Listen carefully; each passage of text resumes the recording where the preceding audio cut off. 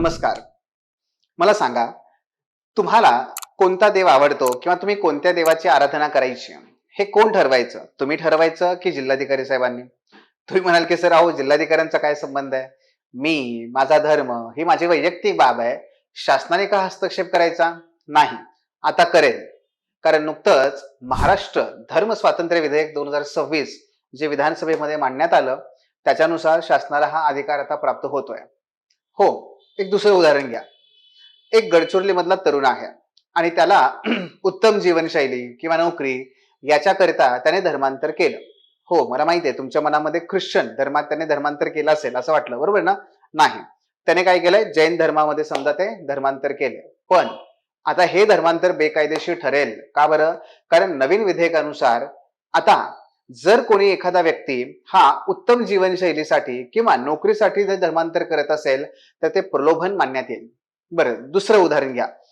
पुण्यामधल्या एका प्रतिथयश चांगल्या शिक्षण संस्थेमध्ये एक मुलगा आणि एक मुलगी अध्ययन करतात. त्या दरम्यान त्यांचे प्रेम संबंध जुळले आणि त्यांनी विवाह करण्याचा ठरवला. मात्र दोघेही वेगवेगळ्या धर्मातले आहेत. थांबा, मला माहिती आहे तुमच्या मनात लव जिहाद आला असेल, पण नाही. हे दोघेही धर्मी जे आहेत, मुलं आणि मुलगी, हे एक जण हिंदू आहे आणि एक जण त्या ठिकाणचा बौद्ध आहे. मग नाही, आता तुम्हाला अशा प्रकारचा विवाह करता येणार नाही. का बरं? कारण त्यासाठी सुद्धा तुम्हाला शासनाची पूर्वपरवानगी आवश्यक आहे. मित्रांनो, तुम्ही म्हणाल की सर पण ठीक आहे हो, हे सगळं मान्य आहे, पण आम्ही कुठे धर्मांतर करायला निघालोय? आम्हाला काय गरज आहे या सगळ्या बाबींची? नाही आहे. कारण या विधेयकाच्या द्वारे मित्रांनो, सरकार आता आपल्या घरात, आपल्या देवाऱ्यात आणि आपल्या बेडरूम पर्यंत पोहोचलेलं आहे. कारण धर्म ही अत्यंत वैयक्तिक बाब जिथे मानली जाते, तिथे राज्य संस्था ही वेगवेगळ्या प्रकारची बंधनं लागते. गंमत बघा, विधेयकाचं नाव आहे महाराष्ट्र धर्म स्वातंत्र्य विधेयक. मात्र या विधेयकात आहेत ती सगळी फक्त बंधनं, स्वातंत्र्य कुठे नाहीच आहे. पण असो, शासनाची भूमिका सुद्धा आपण समजून घेणं महत्वाचं आहे. पण हे सगळं आपल्याला जर खऱ्या अर्थाने त्याच्यातले जर काही पाळेमुळे शोधून समजून घ्यायचं असेल, त्याचा नक्की काय उलगडा करायचा असेल, तर आपल्याला समाजशास्त्राचा आधार घेणं फार गरजेचं ठरतं. पण तत्पूर्वी काही यातल्या तरतुदी मी तुम्हाला पटकन सांगतो. पहिली तरतूद अशी आहे 60 दिवसांची पूर्वसूचना. समजा मला धर्मांतर करायचं असेल तर मला 60 दिवसांची पूर्वसूचना द्यावी लागेल जिल्हाधिकारी साहेबांना एका इरादा घोषणापत्राद्वारे. मग साहेब काय करतील? ते इरादा घोषणापत्र सार्वजनिक ठिकाणी पब्लिश करतील, जेणेकरून त्याच्यावर कोणी हरकत घेणार नाही ना. आणि जर हरकत घेतली तर मग गडबडलं असं. बरं, दुसरा मुद्दा. समजा विवाह झाला, एखाद्या व्यक्तीने विवाह केला, एखाद्या मुलगी आणि मुलाने धर्माच्या पलीकडे जाऊन विवाह केला, तर अशा वेळेस या विवाह संदर्भात त्या मुलीचे नातेवाईक, तिचे रक्तसंबंधित कोणी असतील नातेवाईक, ते तिचा कोणी दत्तक अशा पद्धतीचा व्यक्ती जो नातेवाईक असेल, तर ते सर्वजण भाऊ बहीण आत्या मामा काका वॉटेवर जे आहेत ते, हे सगळेजण काय करू शकतात? हरकत घेऊ शकतात.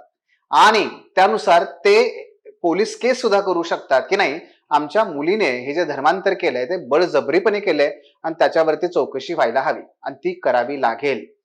म्हणजेच काय?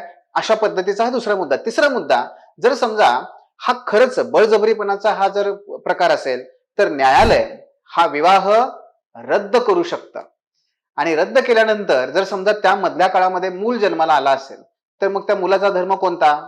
तर त्या मुलाचा धर्म हा आईचा असेल. म्हणजे आई लग्नाच्या पूर्वी ज्या धर्मातली होती तो धर्म त्या मुलाचा असेल. हे जनरली काय होतं की वडिलांचा धर्म प्राप्त होतो ना मुलांना, पण इथे आता तशी तरतूद नाहीये. बरं, याच्या पलीकडे जर समजा सक्तीने कोणी धर्मांतर घडवून आणलं तर तशा केसमध्ये अशा व्यक्तीला 7 वर्षाची काय आहे? तुरुंगवास आहे आणि 1 लाख रुपयाचा दंड आहे. मात्र ज्या व्यक्तीचं धर्मांतर करून आणलेलं आहे, जर ती व्यक्ती ही समजा नाबालिक असेल, 18 वर्षापेक्षा कमी वयाची मुलगी असेल किंवा अनुसूचित जाती किंवा जमातीमधील व्यक्ती असेल, तर अशा वेळेस मात्र 7 वर्षाचा तुरुंगवास आणि 5 लाख रुपयापर्यंतचा दंड आहे. आणि जर पुन्हा प्रयत्न झाला तर 10 वर्षापर्यंत शिक्षा होईल.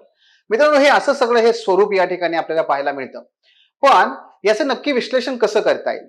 बघा, पहिला मुद्दा हा आहे तो म्हणजे मॅक्स वेबर यांचा, की जर मला माझा धर्म कोणता, माझा देव कोणता हे ठरवायचं असेल आणि त्यासाठी मला जर जिल्हाधिकाऱ्यांकडे जावं लागत असेल तर हे काय आहे?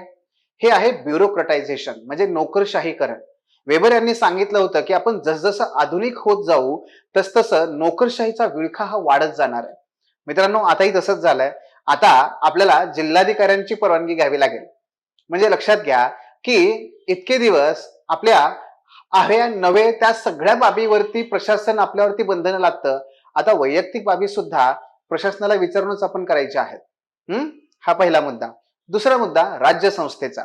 राज्य संस्था आपला विळखा आणि आपला प्रभाव, आपलं वर्चस्व हे समाजातल्या नागरिकांवर कसं दिवसेंदिवस वाढवत चाललेली आहे आणि संरक्षणाच्या नावाखाली स्वातंत्र्य हिरावून कसं घेतेय त्याचं सुद्धा हे खूप चांगलं उदाहरण आहे. आणि म्हणून इथे आपल्याला अँटोनिओ ग्रामशी यांची जी हेजेमनी नावाची संकल्पना आहे, धोरीणत्व, ही समजून घेता येते. ग्रामशी असं म्हणतात की राज्य संस्था उघडपणे नागरिकावरती कधीही बंधनं लादत नाही, ती संस्कृतीचा वापर करते. ती काय म्हणते की हे बघ, तुला फसवलंय, तुझा धर्म तुला त्या ठिकाणी फसवून तुझं धर्मांतर केलेलं आहे, मला तुझ्या संस्कृतीचं संरक्षण करायचं आणि त्यासाठी मी हा कायदा आणलाय. पण प्रत्यक्षात मात्र काय आहे, राज्य संस्था धर्माच्या आणि संस्कृतीच्या नावाखाली नागरिकांच्या स्वातंत्र्यावरती आपलं धोरणत्व लादत असते. हाही दुसरा मुद्दा समजून घ्या. तिसरा मुद्दा की याच्यामध्ये महिलांच्या संदर्भात जी पॅट्रियार्की आहे किंवा पितृसत्ता आहे याचा सर्वात जास्त परिणाम दिसून येतो. बघा, महिलेचं शरीर, महिलेचं जीवन, महिलेचे अधिकार आणि महिलेच्या संदर्भातल्या सर्व बाबी ही महिला कधीच ठरवत नाही. ती आहे राज्यघटनेनुसार ती स्वतंत्र आहे, नागरिक आहे, तिला अधिकार पण आहेत, पण प्रत्यक्षात मात्र हे फक्त कागदोपत्री दिसतं. आणि या कायद्यानुसार तर काय होणार आहे, जर एखाद्या महिलेने, मुलीने जर स्वतः होऊन स्वइच्छेने आपला जोडीदार निवडला तर तिला तो अधिकार नाकारण्यात आलाय. कारण तिच्या विरोधात आता काय केलं जाईल, आता तिचे नातेवाईक सुद्धा जाऊन त्या ठिकाणी कंप्लेंट नोंदवू शकतात, फक्त आई वडील नाही. येते लक्षात.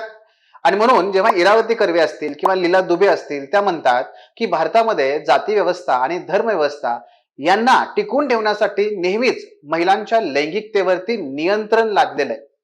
म्हणजेच काय, तिने लग्न कोणाशी करावं, तिने विवाह कोणाशी करू नये, तिने जोडीदार कसा निवडावा, ह्या सगळ्या बाबी हे नेहमी समाज ठरवत आलेला आहे. आणि म्हणून मित्रांनो की इथे महिला फक्त काय आहे, एक परावलंबी जीवन जगताना आणि पितृसत्तेचा विळखा, त्या विळख्याखालीच आपलं आयुष्य जगत असताना दिसते. आणि हे विधेयक काही पुन्हा त्यामध्ये काही वेगळं नाहीये.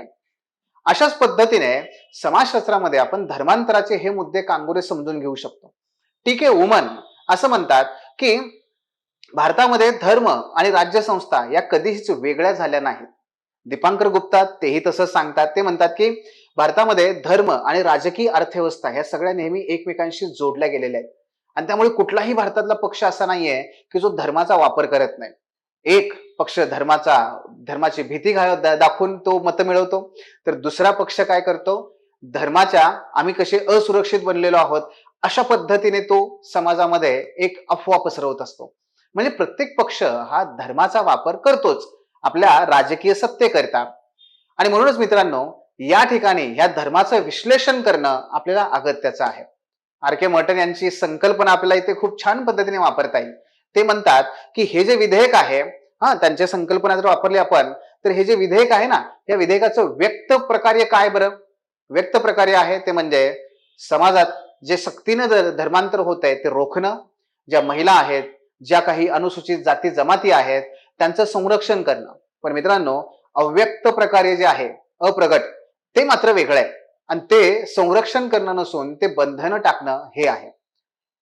मुद्दा शेवटचा एक सांगतो, तो म्हणजे डॉक्टर बाबासाहेब आंबेडकरांनी जेव्हा धर्मांतर केलं होतं तेव्हा धर्मांतर त्यांनी का केलं, तर या जाती व्यवस्थेपासून मुक्तता मिळण्यासाठी.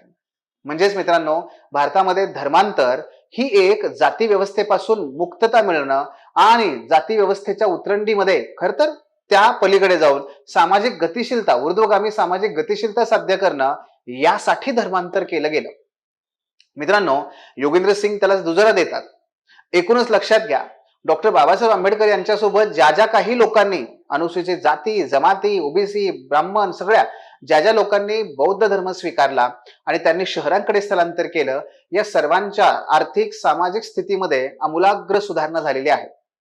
मित्रांनो, अगदी तशाच पद्धतीने आपण धर्मांतराचा जर विचार केला तर जाती व्यवस्थेपासून मुक्त होण्यासाठी आणि सामाजिक गतिशीलता प्राप्त करण्यासाठी हे एक महत्वाचं साधन आहे, बरोबर.